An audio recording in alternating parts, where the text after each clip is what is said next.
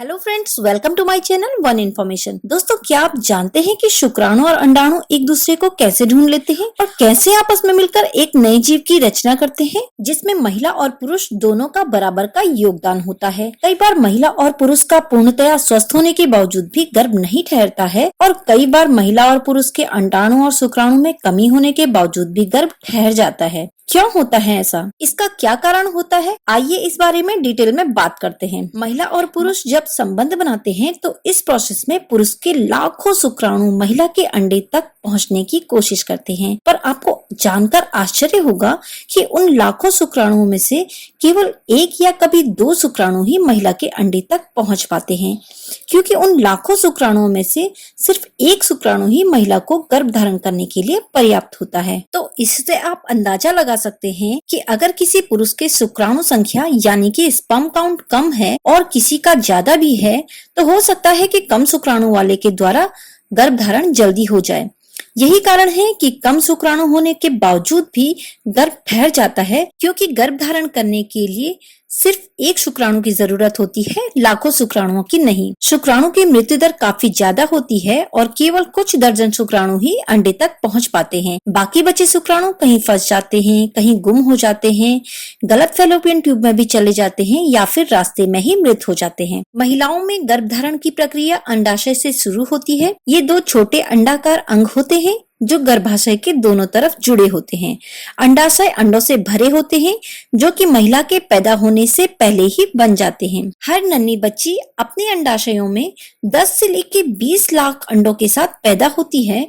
बहुत से अंडे तो लगभग तुरंत ही खत्म होना शुरू हो जाते हैं और बाकी बचे हुए भी के बड़े होने के साथ साथ कम होते जाते हैं। हर मासिक चक्र के दौरान आपकी माहवारी के कुछ समय बाद 1 से 3 अंडे आपकी किसी भी एक अंडाशय में परिपक्व होना शुरू हो जाते हैं। वहीं पुरुषों का शरीर लगभग निरंतर काम पर लगा रहता है और लाखों सूक्ष्म शुक्राणुओं का उत्पादन करता है। हर शुक्राणु का एकमात्र उद्देश्य अंडे की ओर तैरकर आना और उसमें व्याप्त हो जाना होता है। एक औसत अंडा करीब 24 से लेकर 48 घंटे तक जीवित रहता है। गर्भाधान के लिए अंडे को इसी समयावधि में शुक्राणु द्वारा निषेचित किए जाने की आवश्यकता होती है। अगर अंडे गर्भाशय में जाते हुए रास्ते में स्वस्थ शुक्राणु से मिल जाता है तो नई जिंदगी के सृजन की प्रक्रिया शुरू होती है। यदि वह अंडा निषेचित नहीं हुआ तो अंडा गर्भाशय तक जाकर अपनी यात्रा समाप्त करके विघटित हो जाता है और माहवारी के रूप में बाहर आ जाता है, जिसे हम मेंसेस यानी कि पीरियड्स आना कहते हैं। ओवुलेशन पीरियड के दौरान अंडा अंडाशय से बाहर निकलता है और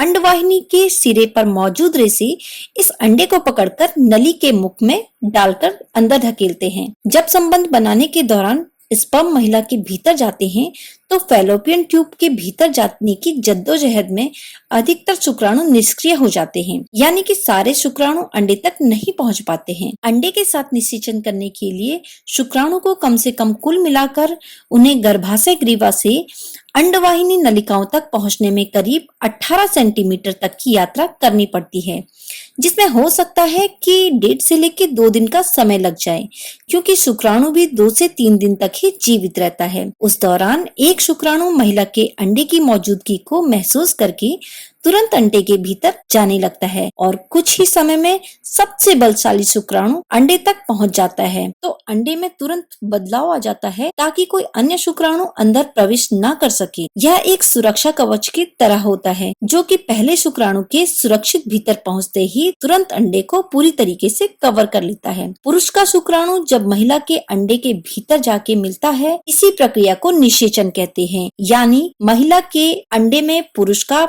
शुक्राणु प्रवेश करना। आपके शिशु का लिंग क्या होगा, ये इस बात पर निर्भर करता है कि पुरुष का कौन सा शुक्राणु पहले अंडे से मिलता है, वाई गुणसूत्र वाला या फिर एक्स गुणसूत्र वाला। वाई गुणसूत्र वाले शुक्राणु से बेटे का जन्म होगा और एक्स गुणसूत्र वाले शुक्राणु से बेटी का जन्म होता है।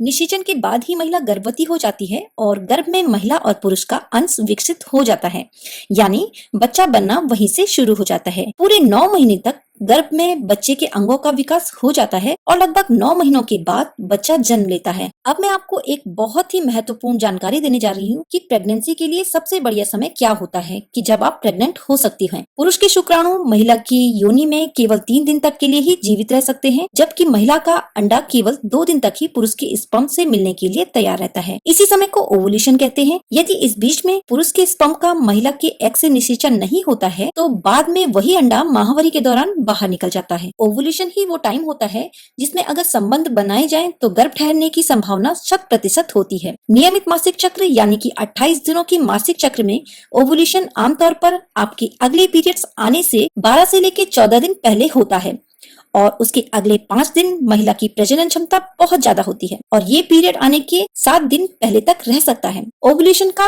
एकदम सटीक समय आपके मासिक चक्र पर भी निर्भर करता है। उदाहरण के लिए मान लीजिए कि अगर आपका पीरियड 25 तारीख को आने वाला है तो आपका ओवुलेशन पीरियड उस तारीख से पहले यानी कि 11 से लेके 13 तारीख के बीच आएगा और लगभग 17 तारीख तक रहेगा और इस बीच में अगर आप संबंध बनाते हैं तो गर्भधारण होने की संभावना 90% तक हो जाती है। अनियमित माहवारी होने पर ये ओवुलेशन डेज 1 से 2 दिन आगे पीछे हो सकते हैं। तो अब आपको अच्छे से समझ में आ गया होगा और आपको पता चल गया होगा कि अगर आपको बच्चा चाहिए या नहीं चाहिए तो कब आपको संबंध बनाने चाहिए और कब नहीं बनाने चाहिए। वीडियो कैसा लगा मुझे कमेंट करके जरूर बताइए। मेरी वीडियो को लाइक करिए, शेयर करिए और मेरे चैनल को जरूर सब्सक्राइब करिए। मिलते हैं इसी तरीके की नेक्स्ट वीडियो में। Thank you, bye bye.